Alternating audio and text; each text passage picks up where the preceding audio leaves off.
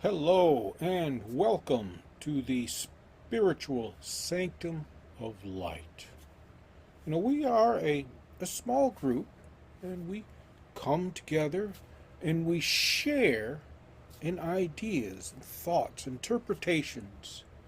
And in this particular instance, I'm going to draw from Proverbs. I don't typically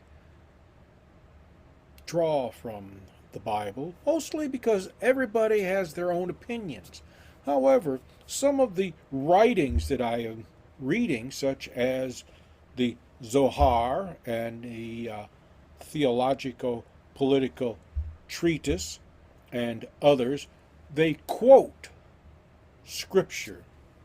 And being the type of person that I am, I have to verify that what they're quoting is in line with what the verse or the chapter, because some people will pull out just a single verse to prove their point.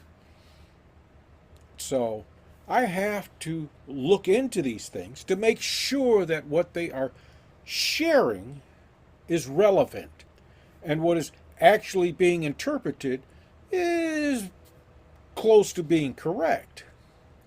Now, the nice thing about AI, and I know there's a lot of chatter about AI, how horrible it is, and how everybody is stuck with Arnold Schwarzenegger and the Terminator and everything. But, AI, and in this instance, I use Microsoft, so Copilot is very helpful because I can check with Copilot to find out just what these words may have meant when they were written down, what the author's intention was when they were writing these things down. Because let's face it, words change over time. And just to give you an example, gay at one time meant having a joyful time. Now it's slang for homosexuality. And at one time, sport was for homosexuality. And today, a sport is someone who is enthusiastic about sports. And that's just to give you an idea how the meaning of words changes over time due to cultural changes, slang, and a lot of other variables. So when we look at some of these words, and the nice thing about Copilot is I could plug in a word such as wisdom. Now, today we would look at wisdom as being enlightened, whereas in Hebrew or Aramaic, wisdom may be more along the lines of being more discerning, having foresight in discipline and such. So, it can vary from its intended message to the manner in which it is interpreted now. Fear is a big one. When we read fear today, we associate it with being afraid, daunting. Whereas when it was used in the early Aramaic and Hebrew language, writings and stories and such, then fear was more about reverence and respect. It changes. So anyway, we're going to draw from Proverbs chapter 3, and we're going to look at verses 13 through 20, where it reads that blessed is the man who finds wisdom and is rich in prudence. The purchasing thereof is better than the merchandise of silver, and her fruit and that of the chiefest and purest gold.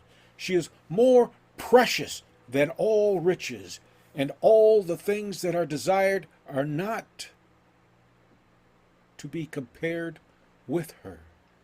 Length of days is in her right hand, and in her left hand's riches and glory.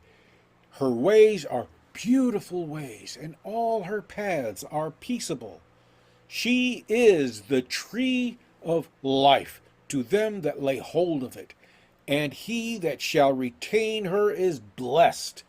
The Lord by wisdom has founded the earth, has established the heavens by prudence. By his wisdom, depth has broken out, and the clouds grow thick with dew.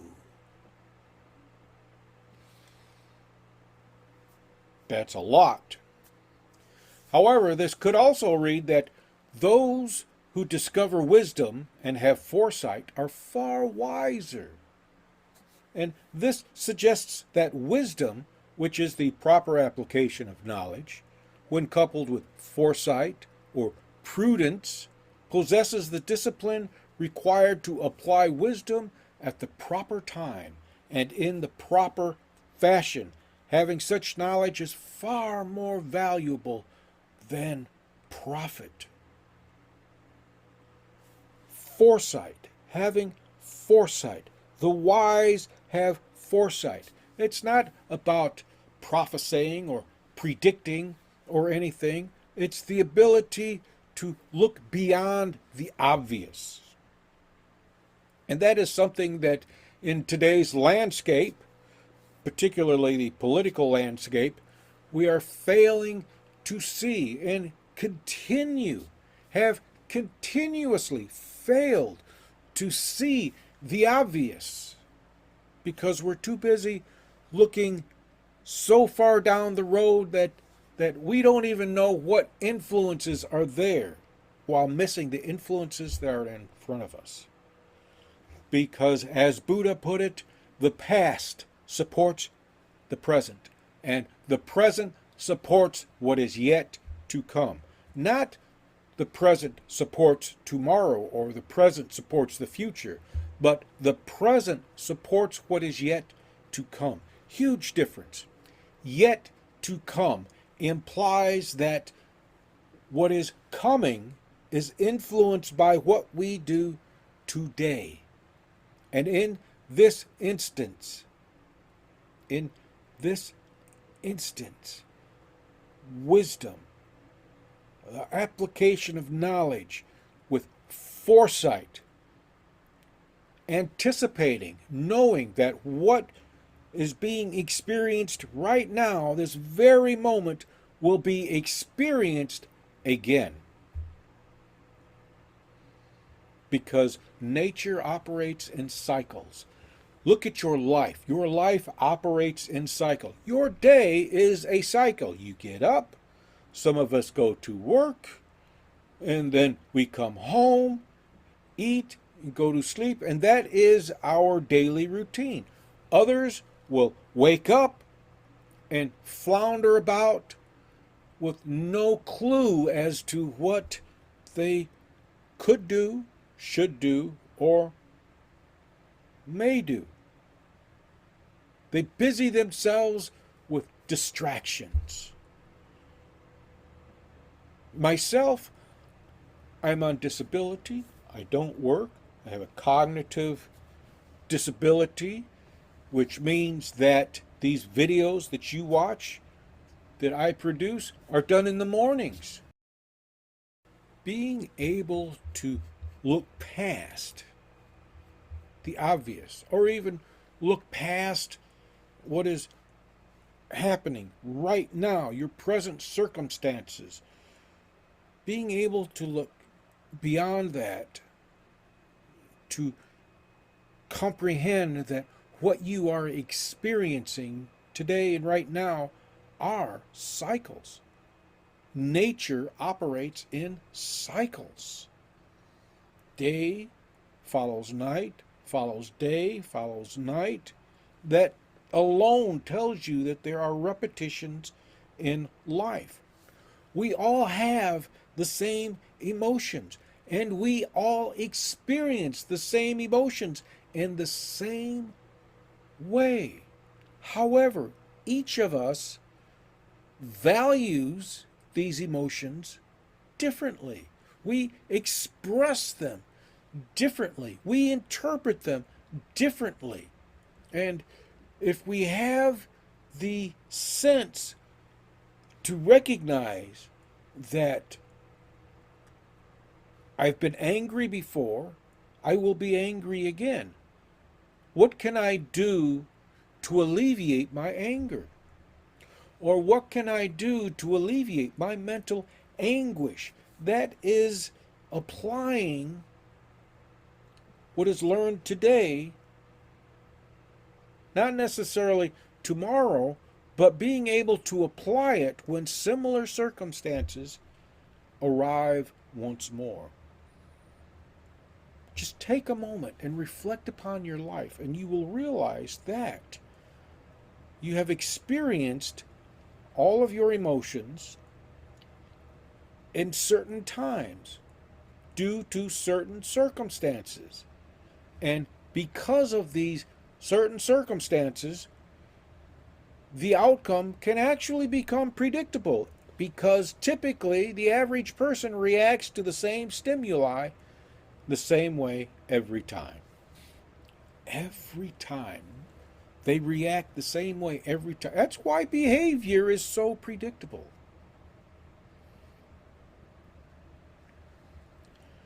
Now you may wonder, why is wisdom more profitable than all the riches? Why is wisdom more profitable than Elon Musk, Jeff Bezos,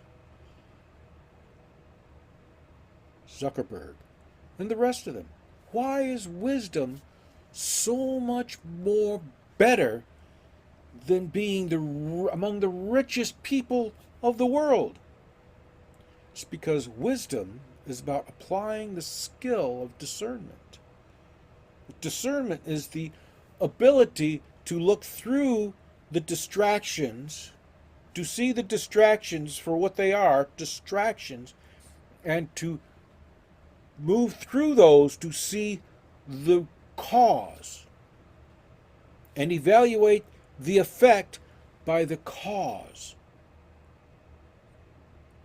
This is foresight, because when you understand the cause, you understand the effect. And when you come across the cause again, you can react in a different way, changing the effect of the cause. That is the skill of discernment. And through discernment, you can apply discipline, because without discernment and discipline, the average person is more apt to waste that which is of value for personal gain instead of utilizing wisdom's full potential. In other words, people are more likely to spend more time chasing after dreams of riches instead of recognizing the wealth that is before them. Knowledge is power, and understanding knowledge is power multiplied.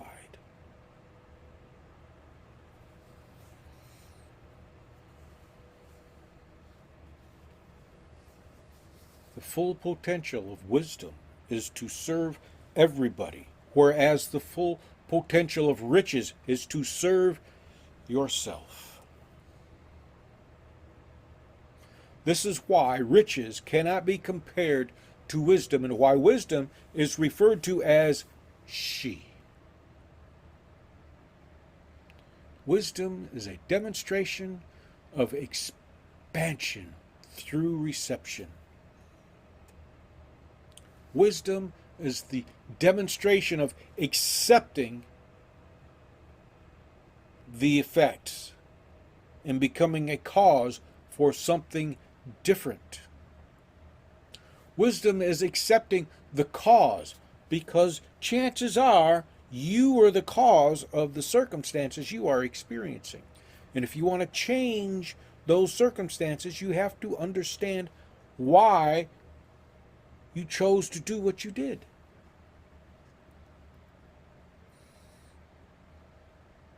the length of days in one hand and glory in the other, implies that proper wisdom is found in the immersion of the presence of the divine. Everything, all religious writings, all secret writings, all occult writings, when you get through the mystical mumbo jumbo and the symbols and everything, comes down to learning to immerse yourself in the presence of the divine. And when you are able to immerse yourself in the presence of the divine, you begin to see life, to view life differently. You perceive life as something more than a tree from which to pluck fruit. It becomes the tree of life. And you don't have to pluck the fruit from the tree of life to understand. You merely have to bask in its presence, because life is presence. It's the presence of the divine. It's immersion in the divine. It is the presence of self. And when you understand this, it's not that your life becomes lengthened. It's because you no longer hold on to that which is of no value. And that which is of value, you don't hold on to it tightly. You merely hold your hand out and it rests comfortably in the palm of your hand. That's all it takes.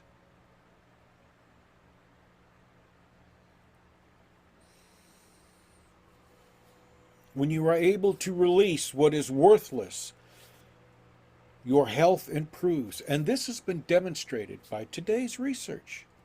This is not something that was just, oh, hey, look, I discovered this. The wise have known this throughout time. Therefore, wisdom is the tree of life. And in many writings, the tree is a representation of the self, the individual, of being a tree, because the individual has leaves, branches that are out here that interact with all, and roots that dig down, that hold fast, that ground it, that communicate within. The Lord, by wisdom, by foresight, allowed or brought into manifestation a living soul, you, which created the body. You created your body. You created all that is of substance around you. You did this. And within you, when making you a living soul, you were implanted with the ability to discern and the ability to apply intention. It is the depth of this discernment and the depth of your intention which allows wisdom to possess such a high value. If you do not have discernment, if you cannot see the true among the distractions, if you cannot see that, you will always fall. If you can see truth, if you can discern truth from a lie, you will always be more than what you see yourself as. If you act with intention, if you purposefully act, and we all, believe it or not, we all act with intention. Whether we're putting the screws to somebody, whether we are stepping on somebody, whether we are holding our hand out to somebody to offer assistance, while in the other hand we're holding it out for payment, or whether we are offering ourselves. It is all with intention. But the wisdom is to recognize that while you are holding your hand out to someone in assistance, discernment is what allows you to see that your other hand, or that your hand is actually waiting for payment first.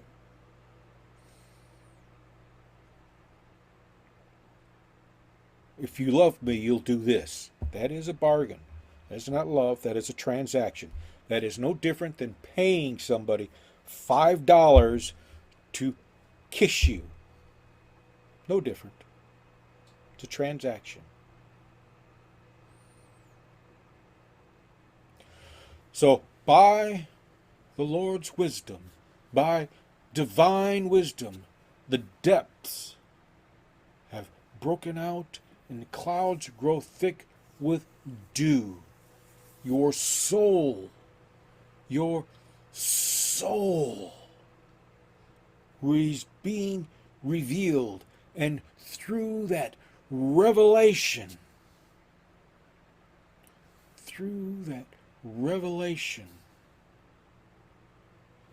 consciousness expands. And I want to thank you for taking a moment to watch this. I hope you enjoyed it. If you did, take a moment and subscribe, like the video, all that nice little stuff. And by the way, if you would like to join us at the Spiritual Sanctum of Light, Sunday mornings, we're in Michigan, so we're on my time. It's a little pun there. You can join us remotely, or if you're local to the area, Michiana area, thereabouts, you can join us in person. You can find all the information, the keys to your door to enter our sanctum, directions to our door, to enter our sanctum at our website, firstchurchofprayer.com. Thank you very much, and be magnificent.